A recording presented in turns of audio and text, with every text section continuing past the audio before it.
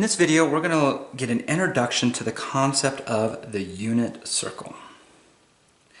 So to do that, let's go back to our 6 trig functions within circular trigonometry. So here's our circle. I didn't do that very well, but that's okay. Here's x, here's y, here's r, here's theta, and here's the point xy. And we know the sine of theta is y over r, the cosine of theta is x over r, the tangent of theta is y over x. The cosecant of theta is r over y, the secant of theta is r over x, and the cotangent of theta is x over y. Alright, so we've looked at these a number of times. Okay, so let's go back to the idea of why we use a radian measure. And remember, the reason we use radian measures is because there is a direct relationship between the radian measure and the arc length. So we use radian measures because of the direct relationship between radians and arc length. And we want that because when we start doing things with circular trigonometry, we want that direct relationship. And what we mean by that is if we look at S equals r theta, the arc length equals the radius,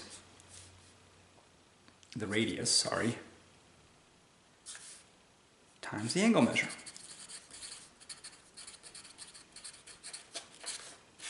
And so if we know what the radius of the circle is, then we know how to find the arc length because we have the radian measure.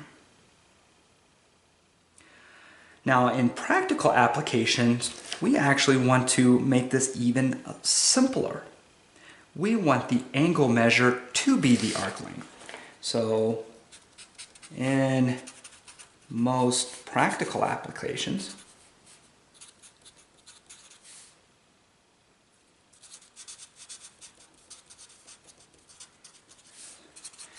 we want the angle measure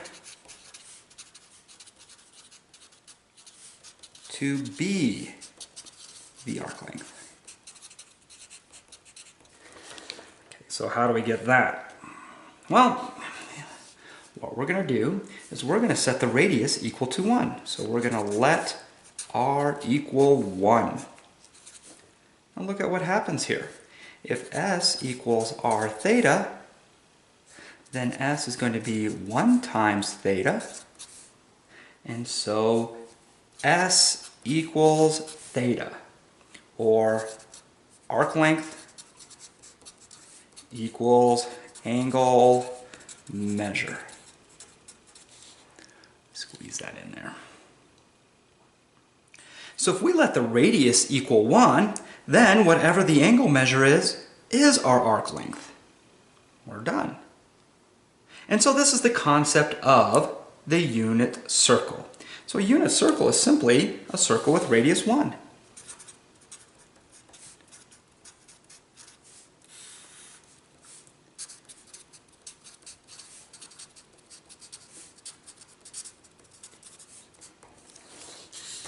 That is it.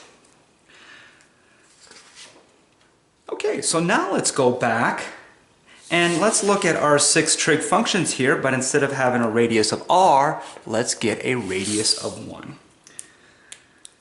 So let me go ahead and draw my circle. This time I'll try to do a little bit better here.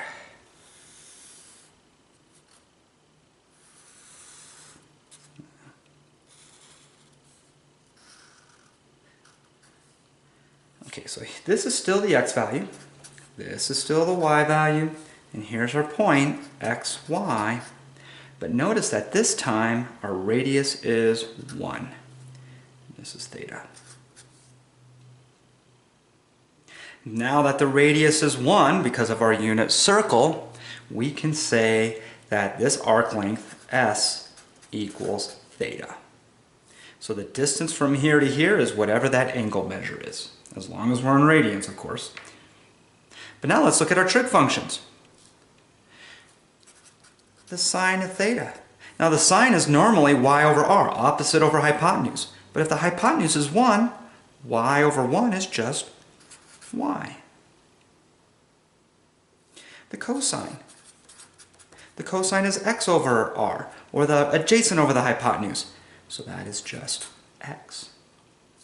Now the tangent doesn't change. The tangent of theta is just y over x, which is fine. The cosecant, that changes. That becomes 1 over y. The secant becomes 1 over x. And then the cotangent doesn't change. That's still y over x. Here's the key. This is what is important. I mean, it's all key here. But notice that when we made a radius of 1, instead of having the sine be y over r, or the cosine being x over r, the sine is now y and the cosine is now x. So a lot of things start happening when you have a unit circle. First of all, when you have the angle measure, you know its arc length. Second, if you know the x and y coordinate here, you automatically know the sine because the sine is the x value and the cosine, no, the sine is the y value and the cosine is the x value. And so by having a unit circle and using a unit circle, there's a lot of information you can get very quickly, specifically arc length, cosine, and sine. And from this point on, we're always going to kind of associate the cosine with the x value and the sine with the y value. That's something we're going to kind of keep going. And so, you know, really when we use a unit circle, what happens is figuring out where we are on the circle becomes much easier, and figuring out the sine and the cosine of that location also becomes a lot easier, and then our practical applications become easier to work with.